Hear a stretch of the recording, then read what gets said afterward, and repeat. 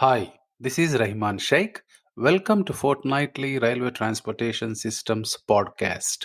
I am the host and railway systems specialist working in this industry for 24 years and counting. This podcast is primarily focused on railway experts who have vast amount of experience and contributed greatly to this amazing industry. This is not a technical seminar but focuses on feel good stories, individual journeys, their success and failures, motivating younger generation to kickstart their career in railways and creating a sense of pride for the railway people who devoted their lives on the most environment friendly public transportation.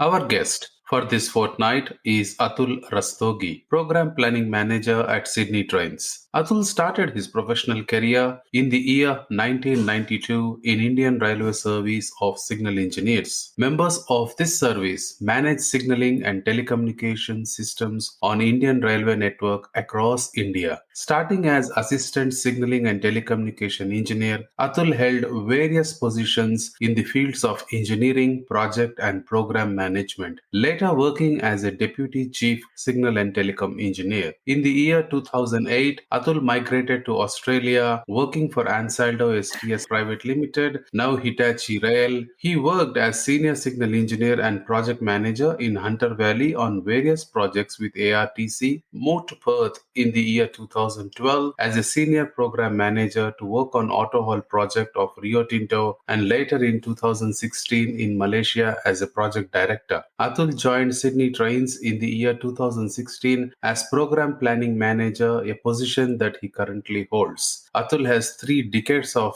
management experience in rail transportation sector, working for large-sized public and private sector organizations in India, Malaysia, and Australia. He has significant depth of experience in planning and delivery of complex projects and programs in brownfield, multi-stakeholders, high-risk, and fast-changing environment in railways. Hi, Atul. Welcome to Railway Transportation Systems Podcast. Hi, Raymond. Thank you for having me. I feel honored coming to this podcast. I've been listening to this podcast for quite some time, and I've been inspired myself, various people and leaders in transport industry that you have invited. Thank you for those kind words. As a generic question, let's start with your professional career. Can you share with our listeners your professional journey in transport industry? Sure. So when I finished my electronics and communication engineering in year 1992, I joined Indian Railways as assistant signal and telecom engineer. First 2 years were spent in intense training in classroom and field all across India. As you know, Indian Railways is one entity across India where not only we were taught about signaling and communication, but we were introduced to different disciplines like track and electrical and so on and so forth. When I actually got posted in 1994, my first posting was in a state of Bihar, which is relatively underdeveloped part of India, as assistant signal and telecom engineer. It was a vast area. It was a meter gauge railway, largely using mechanical signaling, and telecommunication was also very old with overhead wires and all. So it was quite maintenance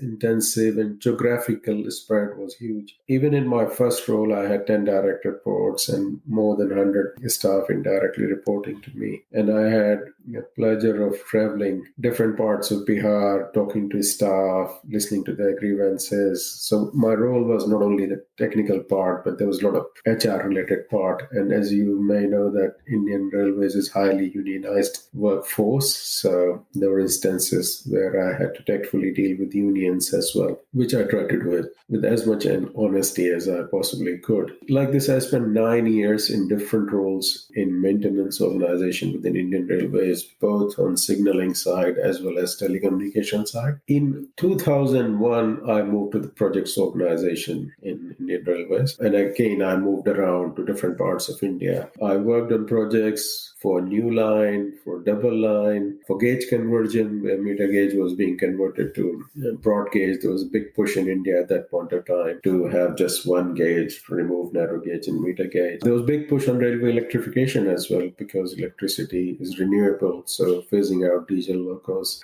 And it all required changes in signaling infrastructure and telecom infrastructure. So for about 7 years, I worked on complex projects, yard remodeling, re-signalings, and so on and so forth. And that's where I cut my teeth into program planning and program development area. I managed to successfully deliver those challenging projects. I got opportunity to do MBA in year 2000, and after that, I got inspired to do something different. So I moved to Australia in year 2008, and I started working as a senior signal engineer in Newcastle, where Ansaldo STS was having an alliance with ARTC. It was a time for mining boom, and a lot of new works were coming in that area. I soon moved to a project management role. I did that for 4 years till 2012. And then Ansaldo got a new contract with Rio Tinto up in Perth, installing the world's first freight rail system called AutoHaul, driverless train system. So there was a big wayside signaling component supporting AutoHaul, and I joined as a senior project manager in 2012. I continued in that role till early 2016, and then I moved to Malaysia with Ansaldo as a project director for a $100 million project, Kuala Lumpur. At the same time, I got this opportunity to work for Sydney Trains in 2016, and I decided to move back to Australia. And I've been with Sydney Trains since October 2016, and that's the position I currently hold. That's a quite long journey. 31 years with railways, covering both engineering and delivery. After such a good start with railways, that is Indian Railways, what made you choose Australia after working 16 years with Indian Railways? So I was fortunate to work for Indian Railways because it's a very tough grind, and it gives you a very diverse experience in different fields, which is rare to find elsewhere. So we are rotated through design, construction, testing and commissioning, maintenance, engineering side, signaling and telecom, project management and all. So that was a very well-rounded experience. But I knew that if I continue in Indian Railways, I would continue doing more of the same. So I just wanted to diversify my experience. And I thought work culture in India is pretty much same, whether you work for a government organization or a private organization. Why not think of moving out and see how I perform in that new environment? And another reason was that, as you know, in India, education system is highly competitive and practically drops off childhood for the children because they have to work so hard. And it's not just India, it's Asian communities anywhere. That was also back of my mind, and that for my two daughters, I just wanted them to enjoy proper childhood, real childhood. And you generally don't migrate for yourself, you migrate for your next generation. So that's why I decided to take this leap of faith. It was a very tough decision, leaving a very secure and cushy job and throw yourself to uncertain life in Australia. But I'm glad that I took that switch. It has been 15 years now, and I've never once regretted the decision. We are a family that loves traveling. We have traveled extensively in Australia and all around the world.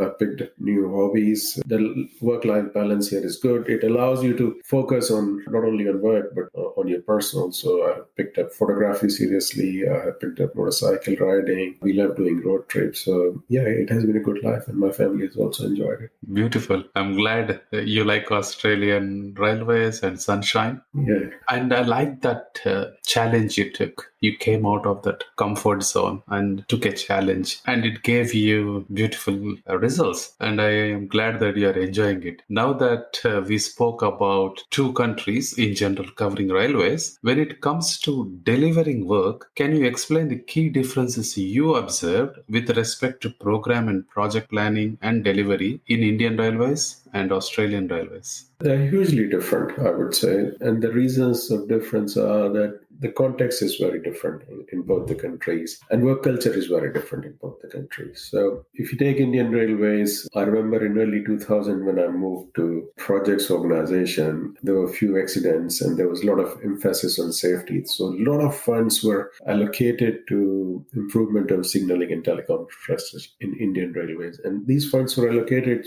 means that you have to use these funds. A lot of projects were created timelines were really tight. That did not allow you to follow the proper process of planning and then delivering. So most of the time we were fast tracking, means that we were planning and delivering at the same time. And that has its own risk and challenges. So we faced that, and the commissioning dates were decided in advance. I remember I was doing circular railway electrification in Lucknow, and Prime Minister is coming to inaugurate on that date. That date is not going to change, no matter what problems we are facing. So that put immense pressure on people. We achieved the results. We did achieve the results at all times. However, when I look with the benefit of hindsight, I think it took personal toll on a lot of people.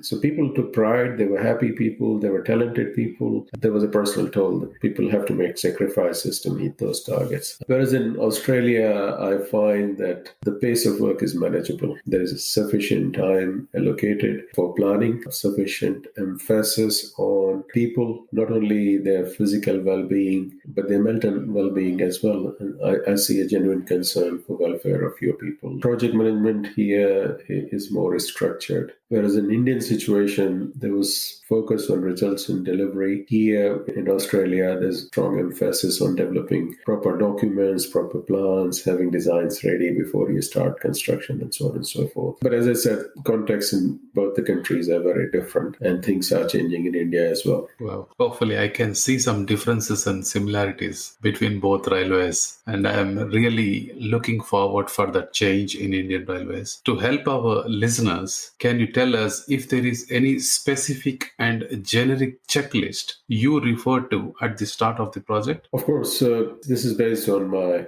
experience in delivering projects. So, few things I consider really important, and I've been doing that in Sydney Trains as well. As we are taking a concept, and we are starting with an intangible concept and taking into delivery phase. Let's say we are doing a resignaling in some yard. Where would you start? So, first thing I would look at is getting requirements correct, is scope correct, and part of that process is identifying who your stakeholders are. So engagement with these stakeholders, understanding requirements and scope, that's the solid foundation for any project. What are the assumptions and risk with different elements of the project? What is that we don't know? Based on the best information you have, you make some assumptions and keep revisiting them. Resource requirements, what kind of resources do you need? Formation of a core team for delivery of that project, planning and delivery of that project, schedules and timelines, effort required for different activities, interfaces and dependencies. We may not be the only project working in that area. There may be other projects working in that area. Do we need coordination with them? How do our work relate? So that is a very important part, because you don't know what you don't know. So just asking around, advertising that I'm working in this area, let's say Flemington East Junction. If I pick one example, I'm trying to remodel that. What are other projects happening in that area from transport or Sydney Trains or any other organization that could impact us? Engineering and design, are we using a new type of interlocking or a new kind of product? Will it require type approval? What is the safety assurance process behind that? What are various things that we need to consider, their timelines and all? Could there be legacy issues? Many a times you find that there are existing non-compliances. So you touch it, you fix it. And if you don't consider that, that could become a significant risk for the project. It could blow out your cost and schedule. Are there any latent conditions? So most of the projects that I have been involved, brownfield projects are fraught with risk. There could be latent conditions that you are not aware of. So doing an investigation, what could probably be those latent conditions? There could be heritage issues, there could be environmental issues. Just checking if there are any issues that you need to deal with. Configuration change management, how we move from this state to the final state. Many a time, changes that we are making could impact the way staff work. So there could potentially be a involvement of unions, consultation with unions involved. There could be a consultation with council if we are working on a level crossing gate. Operational readiness part of it, if a new product is being introduced, how operations will work, or if a new interlocking is being introduced, how operations will work, what is the training involved. So there are a number of factors that go, and also learning from previous projects of similar nature. What went well,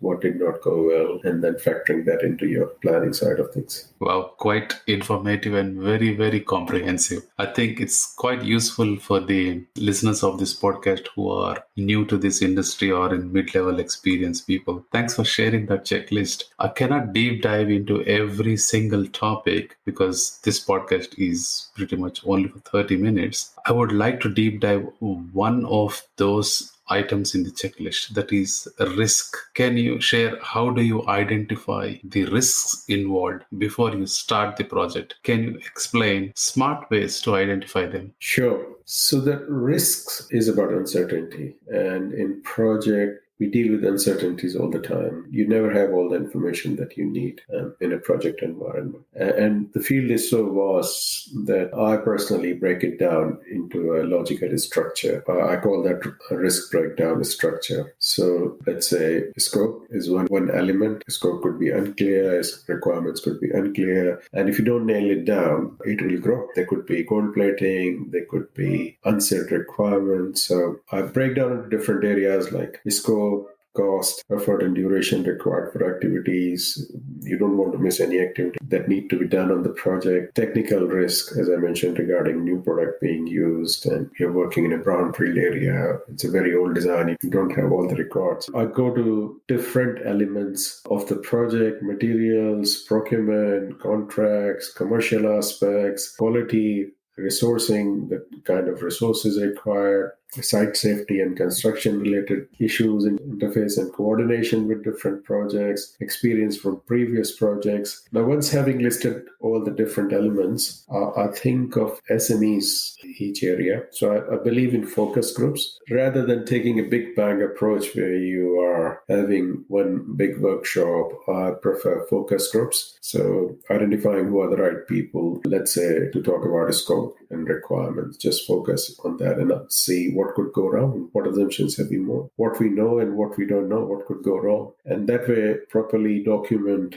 risk associated with each element, testing assumptions. That's how I identify risk associated with projects. Beautiful. Really informative, Atul. I really want to sit down and make notes with you one time because these 31 years, I can see the 31 years experience and how Sydney Trains is really lucky to have you. Sydney, Now, Sydney Trains is really a very good organization. I really enjoy working for Sydney Train. A lot of talented people and a lot of opportunities for you to learn. now that we have done our planning, cross-checked our checklist, and identified and mitigated the risks as well. So the next stage, please let's share your thoughts on what are the key things you will observe before allocating the work to a contractor. Yeah, so I'll go a step back, which is make versus buy decision. So the certain activity needs to be performed, whether we do that internally or externally, we make that decision, taking into account several factors. And once we decide that certain activity needs to be outsourced, then comes the procurement process. So the things that I generally consider during procurement: capabilities of the contractor. So when I get an offer and I'm reviewing an offer from the contractor, I would look at the understanding of the scope. Do they really understand what we are trying to achieve here? Their methodology for delivery, how they are planning to deliver, and that shows me whether how much contractor knows about the work. The qualifications and depth of experience of their staff that they are proposing to use on this project. What assumptions and special conditions that they have put. What is their past record of delivery? How they have performed well? Have they delivered similar projects? How did they fare? Their current workload. What other projects have they got? Do they really have bandwidth to focus on delivering this particular activity for us? Pricing also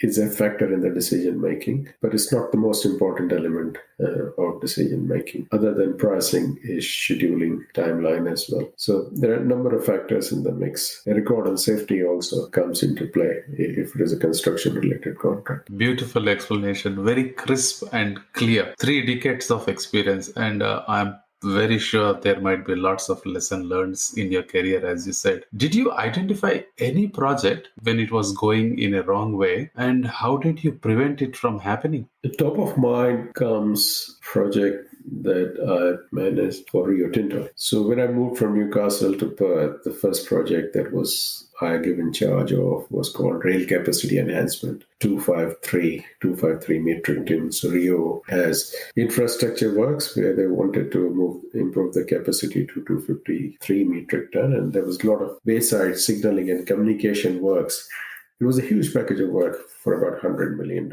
And it was to be delivered in a 2 years period. It started 211 and target was 213. And I joined in April 2012. When I joined, I realized that we have spent nearly $70 million, 70% of the budget, and we have only delivered 15% of physical progress. So there was a huge backlog and our funds were nearly exhausted. And client was hugely concerned about the progress, about slip in the schedule, about excess expenditure.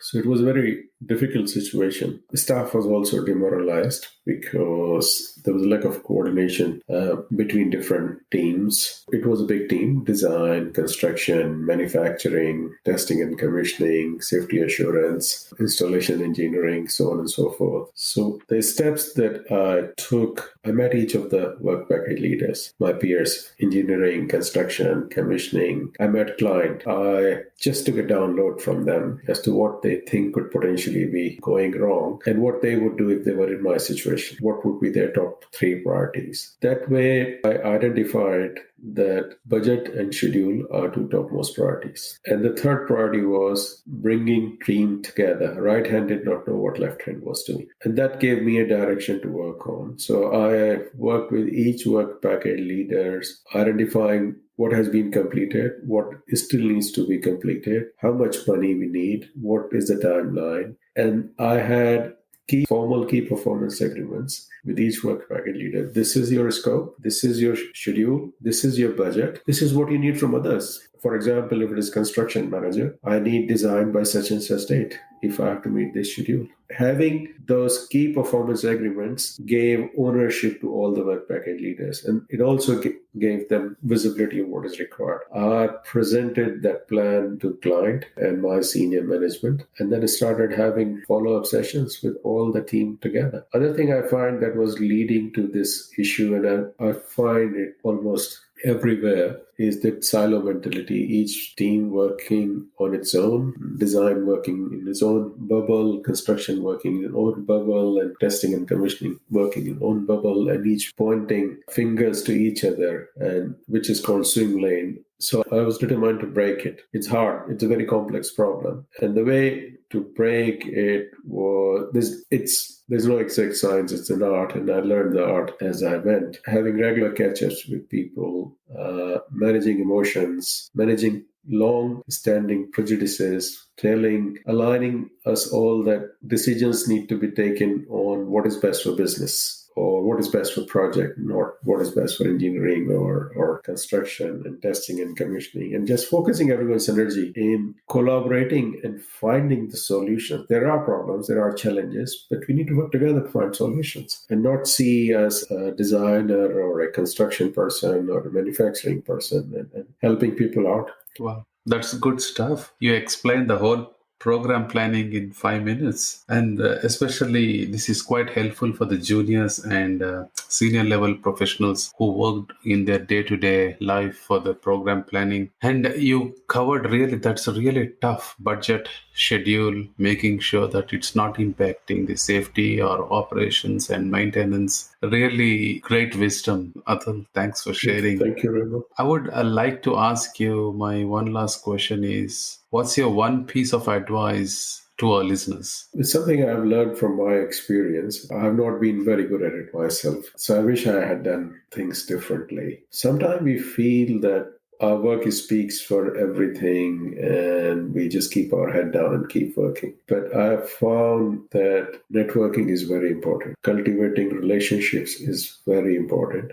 I wish I had cultivated relationships with the work environment, being part of the professional bodies, met people outside my own organization, and within my organization, cultivated relationships. Because the advantage with cultivating mutually beneficial and productive relationship is that you grow by interacting with different people. You personally grow. It's good for mental space as well. It gives you a feeling. It keeps your spirits up. It keeps you motivated. And not only you're learning, but your spirits are up. It's good for work as well, getting the results, because emails and things like that, creating records doesn't help. What really helps us is picking up the phone and talking to your mate, this needs to be done, and I need your favor, I need help. That way you become more effective in doing your role. So my advice to listeners would be, please invest some time and energy in looking around you and cultivating relationships in the workplace. Sincere, genuine interest in the people who work with you.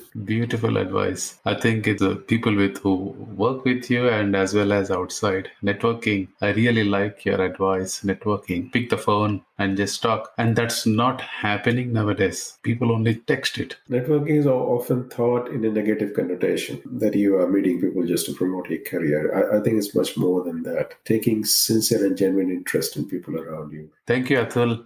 Thank you for your time and sharing your insights with us. Thank you, Rahman. I really enjoyed being in this podcast, and thank you for having me. Thank you. I believe everyone listening to this podcast has got something to take away from today's discussion. If you like this podcast, please listen, follow, and share this podcast within your network. If you believe we should be sharing your story or someone within your network, there is a railway leader who should be here sharing his or her contribution to this industry, contact me on railway transportation systems at gmail.com. Thank you for your time today. See you next fortnight. Until then, stay safe and take care of yourself.